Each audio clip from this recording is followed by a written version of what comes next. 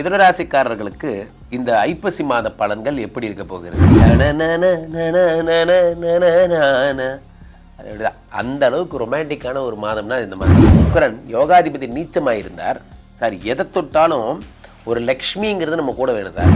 லக்ஷ்மிங்கிறது இந்த 5 கோடிவன் நீச்சமானா உங்களுக்கு இதெல்லாம் தொடரும். லக்ஷ்மிங்கிறது என்ன வரும்? நம்ம தொட்டாதான் அது நடக்காம போயிடுது. ஷேர் மார்க்கெட் நல்லா போயிட்டு இருந்தது சார். ஏன் ராசிக்கார ராஜா, நீ வந்ததுக்கு அப்புறம் அப்படியே டவுன் ஆச்சு.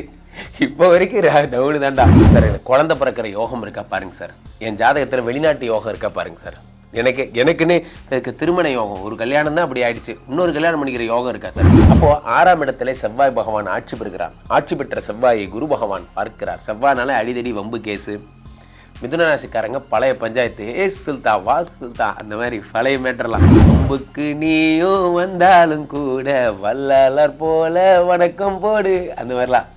இப்போ அந்த ஐப்பசி மாதம் ஃபுல்லாக நீங்கள் அப்படியே அமைதியின் சொரூபமாக மாறிடுவீங்க. எதிரிகளே இல்லாமல் இருப்பவன் தான் உலகின் மிகப்பெரிய வெற்றியாளர். ஒரு உயிரை கூட கொள்ளாததால் தான் அவர் மகாவீரர் என்று அழைக்கப்பட்டார். அகிம்சை தான் உலகத்தின் மிகப்பெரிய ஆயுதம். அந்த மாதிரி எதிரிகளே இல்லாமல் இருக்கிறது தான் உலகின் மிகப்பெரிய வீரன். அப்போ நீங்கள் அதை நோக்கி பிரயாணிப்பீங்க. நமக்கு ஒரு வயசு வந்துடுச்சு, இனிமேல் போய் இவன்ட்டெல்லாம் போய் சண்டை போட்டுட்டே போடா, அந்த பக்கம் போடா, அந்த மாதிரி எல்லாரையும் மன்னிக்கிற சுபாவம் வந்து 2ஆம் இடத்துல உச்சம் பெற்ற இதே நேரம் பணம் விளையாட போகுது. காசு, பணம், துட்டு, மண்ணி 8ஆம் இடத்தை குரு பார்க்கிறார். சும்மா பத்திரிகை பேட்டின்னு ஒரு கருத்து கேட்டான் சார். கருத்து சொன்னேன் சார்.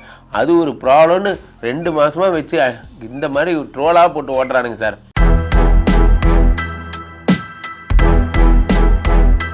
உலகெங்கிலும் இருக்கும் பக்தி இன்ஃபோ நேயர்கள் அனைவருக்கும் வணக்கம். நான் உங்கள் ராம்ஜி. ஐப்பசி மாத பலன்கள். ஐப்பசி மாதத்தில் 2 கிரகம் ஆட்சி, சுக்கிரன் ஆட்சி, செவ்வாய் ஆட்சி, குரு பகவான் உச்சம் எல்லாமாக சேர்ந்து இந்த ஐப்பசி மாதத்தை பிரம்மாண்டப்படுத்த வந்திருக்கிறது.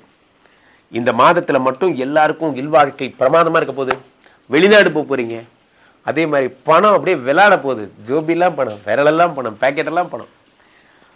ஸோ யார் யாருக்கெல்லாம் குபேர சம்பத்துகள் வரப்போகிறது, யாருக்கெல்லாம் குழந்தை கிடைக்க போகுது, யாரெல்லாம் வாழ்க்கையில் அடுத்த படிநிலை அடைய போறீங்க அப்படிங்கிறத ராசி ரீதியாக நாம் பார்த்து விடலாம்.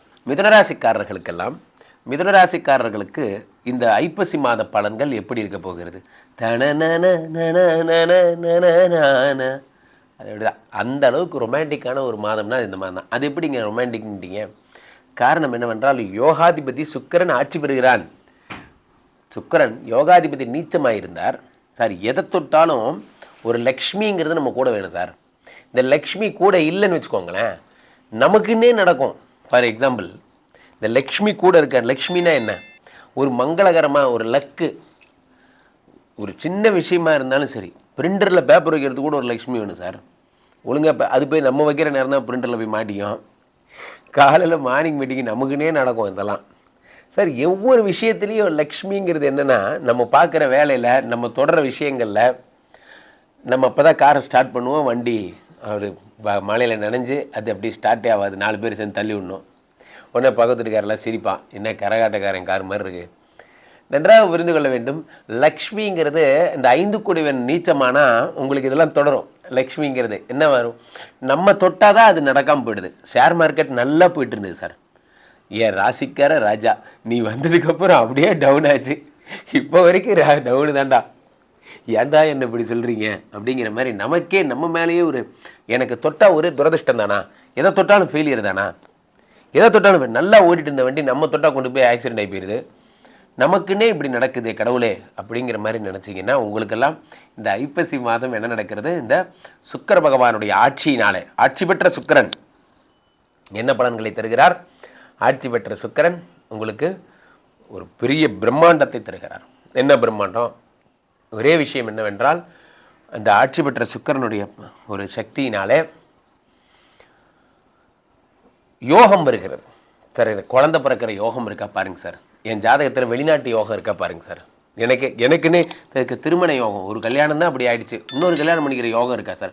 யோகம்ங்கிற வார்த்தையை நம்ம அடிக்கடி பயன்படுத்துவோம் நண்பர்களே. அந்த யோகம்னா என்னன்னா, எனக்கு அந்த அமைப்பு இருக்கான்னு அர்த்தம். தமிழில் சொல்கிறதா இருந்தால் அந்த அமைப்பு இருக்கா. அப்போது அந்த அமைப்புக்குடைய சுக்கிர பகவான் ஆட்சி பெறும் பொழுது இது வரைக்கும் இருந்த பேரியர்ஸ், அதான் நான் சொன்னேன், இது வரைக்கும் இருந்த துரதிருஷ்டமெல்லாம் போயிடுச்சு. லக்ஷ்மி கூடவே வந்துட்டா.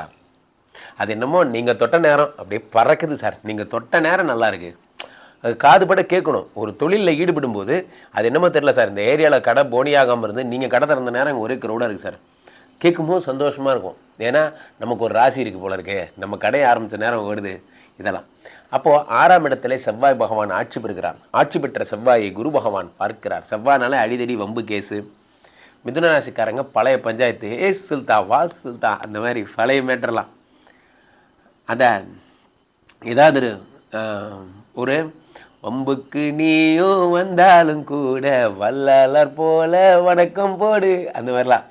இப்போ அந்த ஐப்பசி மாதம் ஃபுல்லாக நீங்கள் அப்படியே அமைதியின் சொரூபமாக மாறிடுவீங்க. பழைய கேஸ்லலாம் நீங்கள் விடுதலை ஆவீங்க.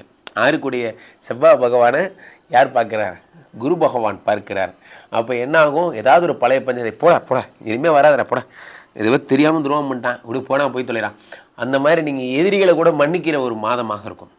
இன்ஸ்டீட் ஆஃப் நண்பர்களே, நீங்கள் ஒரு சண்டையை வளர்த்துறதை காட்டிலும் சண்டையை முடிச்சுக்கிறது நல்லது.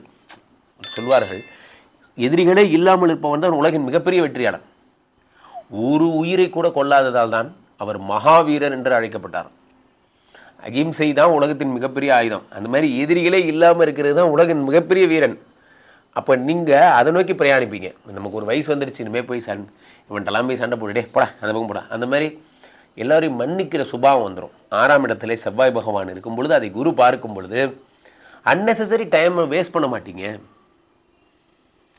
அன்னெசரி டைமை வேஸ்ட் பண்ண. அடுத்து குரு பகவான் 2ஆம் இடத்துல உச்சம் பெற்ற இதே நேரம் பணம் விளையாட போகுது. காசு, பணம், துட்டு, மணி. 8ஆம் இடத்தை குரு பார்க்கிறார். அடுத்து 10 பார்க்கிறார். இங்கே தான் ஒரு விஷயம், 10ல் சனி பகவான் இருந்து வக்கரமானார். நான் எதை பேசினாலும் எனக்கு ஒரு 7.5 போயிடுது சார். சும்மா பத்திரிக்கை பேட்டின்னு ஒரு கருத்து கேட்டேன் சார், கருத்து சொன்னேன் சார், அது ஒரு ப்ராப்ளம்னு 2 மாதமாக வச்சு இந்த மாதிரி ட்ரோலாக போட்டு ஓட்டுறானுங்க சார் போன்ற பிரச்சனை இருப்பவங்களுக்கெல்லாம் இந்த குரு பகவான் சனியை பார்த்து இந்த பிரச்சனை சரியாகிறது. மிதுன ராசிக்காரர்களுக்கு சிறப்பு. ஐப்பசி மாத பலன்களை பொறுத்தவரையிலுமே பொதுவாகவே இந்த மாதம் 2 முக்கியமான சம்பவங்கள் நடக்கிறது. என்ன அப்படின்னு பார்த்தீங்கன்னா, குரு பகவான் உச்சம் பெறுகிறார். இதுதான் பாயிண்ட் நம்பர் 1 தாங்க, சூப்பருங்க. வேற என்னங்க வேணும்? குரு பகவான் உச்சம் பெறுறார், ரைட்டு. 2வது விஷயம், உச்சம் பெற்ற குரு சனியை பார்க்குறார். இது அடுத்த 2வது விஷயம், சூப்பரு. யார்? சனி வக்கரமாக இருந்தார். இந்த ராசின்னு இல்லைங்க, பொதுவாகவே வக்கரமாக இருக்கார். அவரை குரு பார்த்து சனியை காம்பன்சேட் பண்ணுறாரு. என்ன நீ ஓவராக பண்ணிட்டு இருக்க அப்படிங்கிற மாதிரி சனியை குரு பகவான் கண்ட்ரோல் பண்ணுறாரு. அடுத்து இந்த பக்கம் என்னடான்னா, காலப்புருஷ தத்துவத்திலே 8குடையவனாக அறியப்படுகின்ற செவ்வாய் பகவான் ஆட்சி பெறுகிறார்.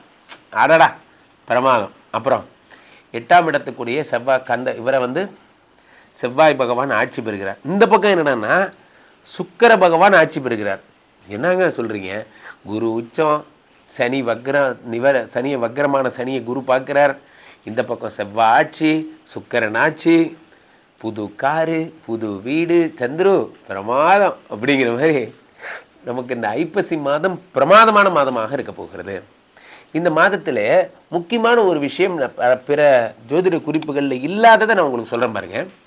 குரு எப்போ கடகத்துக்கு வந்துட்டாரோ அது குருச்சந்திர யோகம் என்று அறியப்படுகிறது. குருச்சந்திர யோகம். குரு எப்போ செவ்வாயை பார்க்கிறாரோ அது குருமங்கள யோகமாக அறியப்படுகிறது. சரியா? குரு யாரை பார்க்கிறார்? சனியை பார்க்கறது வக்கர சனியை குரு பார்த்து காம்பன்சேட். ஆக இந்த 3 விஷயங்களுமே குரு தரும் அற்புத பலன்கள்லேயே வந்துடுது. அடுத்த பாயிண்டாக உங்களுக்கு நடக்கக்கூடிய ஒரு பிரமாதமான விஷயம் என்னவென்றால், சுக்கிரன் ஆட்சி பெற்ற சுக்கிரன் என்ன தருகிறார் என்றால், இல்வாழ்க்கையில் இன்பங்களையும் மகிழ்ச்சியும் தருகிறார். செவ்வாய் பகவான் என்ன தருகிறார் என்றால், கவர்மெண்ட் ஜாபு, லேண்டு சம்பந்தப்பட்ட விஷயங்களில் ஏற்றங்களையும் மாற்றங்களையும் தருகிறார். ஆக இந்த ஐப்பசி மாதம் ஃபுல்லாக 2 கிரகம் ஆட்சி, 1 கிரகம் உச்சம், இது பக்கம் இது சனி வக்கரம் நிவர்த்தி, அப்படி இது எல்லாமே சேர்ந்து பொன்னான பலன்களை அள்ளி அள்ளி தரப்போகிறது. இதில் முக்கியமான விஷயமே அதுதான், பொன்னான பலன்களை அள்ளி அள்ளி தரப்போகிறது. ஐப்பசி மாதம் நாம் செய்ய வேண்டியதெல்லாம் ஒன்று தான். நவகிரகங்களுக்கு கோயிலுக்கு போங்க, தொடர்ந்து நவகிரக வழிபாடுகள் செய்யுங்க. அதில் முக்கியமாக குரு வழிபாடு செய்யுங்க. குரு இந்த தடவை, ஏன்னா செவ்வாய் அவர் தான் பார்க்க போகிறார், அவர் தான் சனியும் பார்க்க போகிறார். ஒரே கல்லில் 2 மாங்காய். இந்த பக்கம் சுக்கிர பகவான் ஆட்சிங்கிறதுனால தினமும் மாலையில் லக்ஷ்மியை வழிபடுங்க. வைபவ லக்ஷ்மி பூஜைன்னு ஒரு பூஜை இருக்குது, அதெல்லாம் பண்ணுங்க. இதெல்லாம் நீங்கள் செய்யுங்க. ஐப்பசி மாதத்திலே பொதுவாகவே பணம் வரப்போகிறது, பொதுவாகவே தொழில் வரப்போகிறதுங்கிறது டிஃபால்ட், எல்லாருக்குமே வரப்போகிறது. ஆக இந்த ஐப்பசி மாதம் பொன்னான பலன்களை தரப்போகிறது. இந்த ஐப்பசி மாதத்தினுடைய தொடர்ச்சியாக சனி வக்ர நிவர்த்தி அடுத்த மாதம் வரும். அதை தொடர்ந்து பார்ப்போம். இப்போ கீழே போயிட்டு இந்த 2 நம்பரை கூப்பிடுங்க, உங்களுடைய சொந்த ஜாதகத்தை பார்த்துக் கொள்ளுங்கள். உலக புகழ் வாய்ந்த நமது விஸ்வரூப விஷ்ணுமாயா எழுந்தரில் இருக்கக்கூடிய புனிதமான இந்த ஸ்ரீமடத்திலே தினசரி நடக்கின்ற விஷ்ணுமாயா ஹோமங்களில் கலந்து கொள்ளுங்கள். மீண்டும் ஒரு நல்ல பதிவில் சந்திப்போம். நன்றி, வணக்கம்.